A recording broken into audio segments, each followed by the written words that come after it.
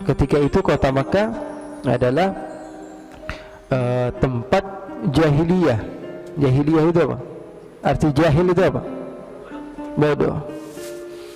Tapi bodohnya mereka masih punya harga diri. Makanya Rasulullah SAW katakan apa? Bu'ithtu liutammima makarimal akhlaq. Saya diutus oleh Allah untuk apa? Menyempurnakan akhlak. Kalau penyempurnaan artinya sebelumnya sudah ada akhlak. Kalau Rasulullah katakan saya diutus untuk mengajarkan akhlak, artinya akhlak memang enggak ada. Tapi ketika itu Rasulullah SAW katakan bu'ithtu, saya diutus liutammima, menyempurnakan apa? Makarimal akhlak, akhlak-akhlak.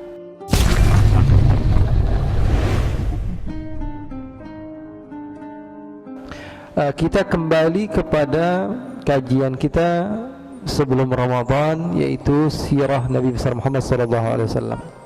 Sejarah Nabi besar Muhammad SAW yang kita ceritakan dari semenjak awal, bagaimana kehidupan yang ada di Jazirah Arab pada masa itu. Keturunan Nabi Ismail alaihissalam, keturunan Nabi Ismail alaihissalam, di antaranya ada yang bernama Adnan. Di antaranya ada yang bernama Adnan. Adnan memiliki keturunan terus menerus sampai kepada Abdul Manaf. Abdul Manaf punya keturunan, punya anak bernama Hashim, dan Hashim punya cucu namanya Nabi besar Muhammad sallallahu alaihi wasallam. Jadi Nabi Muhammad sallallahu alaihi wasallam itu keturunan Nabi Ismail. Nabi Muhammad sallallahu alaihi wasallam keturunan Nabi Ismail. Sementara para nabi yang lain kebanyakannya mereka keturunan Nabi Ishaq. Ya, Nabi Ibrahim punya anak, satu namanya Ismail, satu namanya Ishaq. Nabi-nabi yang lain, nabi-nabi yang ada di Bani Israel, kebanyakan mereka keturunan dari Nabi Ibrahim juga, tapi dari jalur Ishaq. Sementara Nabi Muhammad sallallahu alaihi wasallam itu keturunan Nabi Ibrahim juga dari jalur Nabi Ismail alaihi salatu wassalam. Jadi Nabi Muhammad sallallahu alaihi wasallam keturunan Nabi. Nabi Muhammad SAW keturunan Nabi, bahkan dibanggakan oleh para nabi-nabi dari semenjak zaman Nabi Adam, Nabi Nuh, ya, Nabi Hud, Nabi Ibrahim, semua membawa kisah tentang Nabi Muhammad SAW. Bahkan Nabi Musa, Nabi Isa itu diutus oleh Allah Subhanahu wa Ta'ala untuk menceritakan kepada umatnya bahwa akan ada di antara syariatnya, akan ada nabi di akhir zaman yang membawa rahmat bagi sekalian alam, membawa rahmat bagi sekalian alam, membawa kasih sayang. Kasih sayang, ingat, saya beberapa kali saya ulangi, rahmat atau kasih sayang itu bukan hanya dengan cara tersenyum, tapi terkadang dengan cara tegas. Jadi rahmat itu artinya sayang. Sayang sama anak main di trotoar, kemudian dibilangin main aja nggak apa-apa, itu bukan sayang namanya. Betul atau tidak? Jadi rahmat jangan disalahkan artinya hanya senyum-senyum saja, tidak. Tapi dengan dicubit anak tersebut itu adalah rahmat, kasih sayang. Dengan dimarahi anak tersebut itu namanya rahmat, kasih sayang. Jadi rahmat itu seperti apa? Seperti Nabi Muhammad SAW, lembut kepada orang yang lembut, ya, tegas kepada orang yang patut untuk ditegasi. Nabi Muhammad SAW diutus di kota Makkah, dilahirkan di kota Makkah. Ketika itu kota Makkah adalah tempat jahiliyah. Jahiliyah itu apa? Arti jahil itu apa? Bodoh. Tapi bodohnya mereka masih punya harga diri.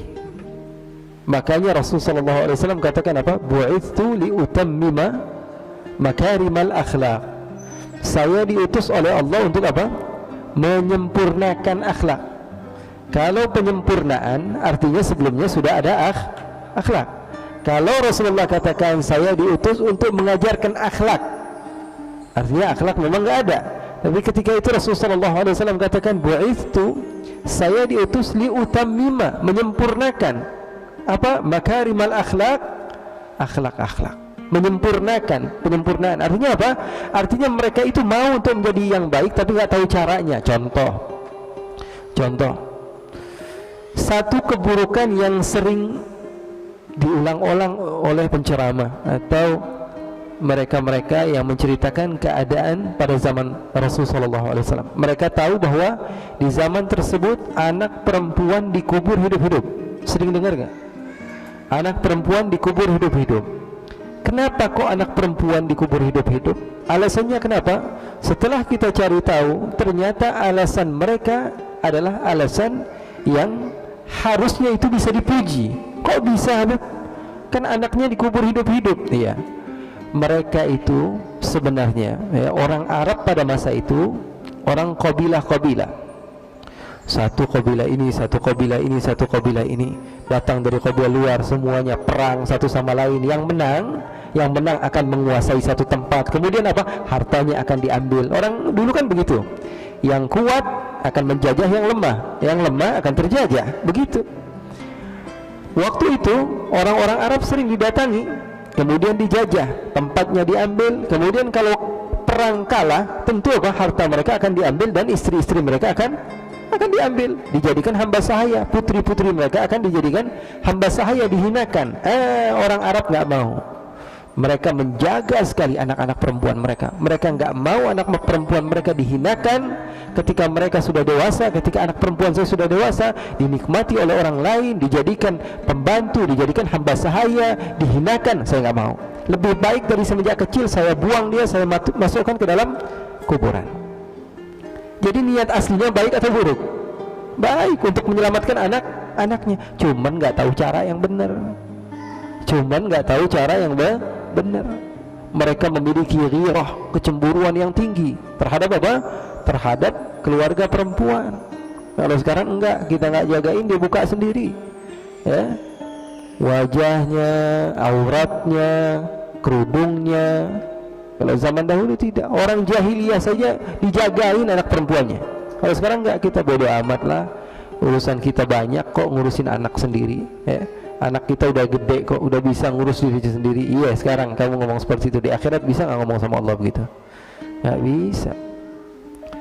Makanya dulu Sayyidina Husain ketika wafat, putri-putrinya ikut dihinakan, ya, dibawa di tengah jalan, ya, dengan wajah yang terhinakan. Karena ketika itu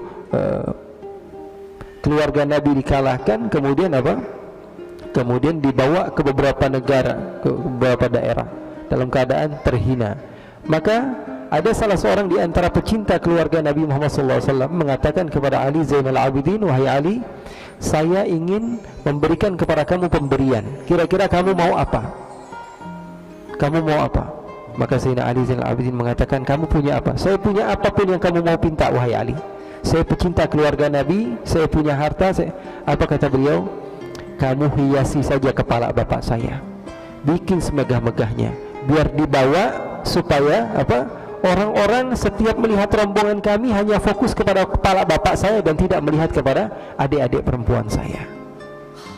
Jadi bukan karena ingin memperindah kepala bapaknya untuk supaya dilihatin, enggak. Yang penting orang fokusnya kepada kepala tersebut, enggak apa-apa. Yang penting keluarga perempuan kami tidak dilihat-lihat oleh orang lain. Nah, begitulah ya, masa jahiliyah pada saat itu. Mereka bodoh tapi nggak tahu caranya. Pengen jadi orang yang benar, cuma nggak tahu jalannya. Makanya Nabi Muhammad SAW Allah utus. Nabi Muhammad SAW Allah utus dalam keadaan sabar. Pada masa itu semuanya serba susah. Dan pada masa itu juga tabiat orang Arab itu masih keras. Kata Allah dalam Al-Quran, Al-Arabu asyaddu kufran wa nifaqa. Bahkan salah seorang di antara kisah ini yang sekarang saya sedang bersama saya, ada kisah Sayyidina Umar Abdul Aziz. Tahu Umar Abdul Aziz? Pernah dengar? Sayyidina Umar Abdul Aziz, beliau ini adalah Amirul Mukminin. Apa itu Amirul Mukminin? Pemimpin. Jadi Amirul Mukminin itu pemimpin Islam. Amirul Mukminin itu pemimpin Islam. Penamaan Amirul Mukminin itu bid'ah. Penamaan Amirul Mukminin itu bid'ah karena tidak ada pada zaman Nabi. Yang pertama kali menamakan Amirul Mukminin itu adalah Umar bin Khattab radhiyallahu taala anhu. Jadi Sayyidina Abu Bakar namanya Amirul Mukminin atau bukan? Bukan. Apa namanya? Khalifatu Rasulillah. Jadi ketika Rasulullah SAW wafat, Sayyidina Abu Bakar menjadi pemimpin dan dipanggil Khalifatu Rasulillah, pengganti Rasulullah SAW. Sayyidina Abu Bakar meninggal, yang menggantikan Sayyidina Abu Bakar siapa? Sayyidina Umar. Sayyidina Umar dipanggil apa? Khalifati Rasulillah. Khalifati Rasulillah, pengganti dari penggantinya Rasulullah. Bayangkan kalau Sayyidina Uthman setelah itu masih dipanggil seperti itu, nanti panggilannya Khalifati Rasulillah. Bayangkan Sayyidina Ali, Khalifati Rasulillah. Capek amat manggilnya ya.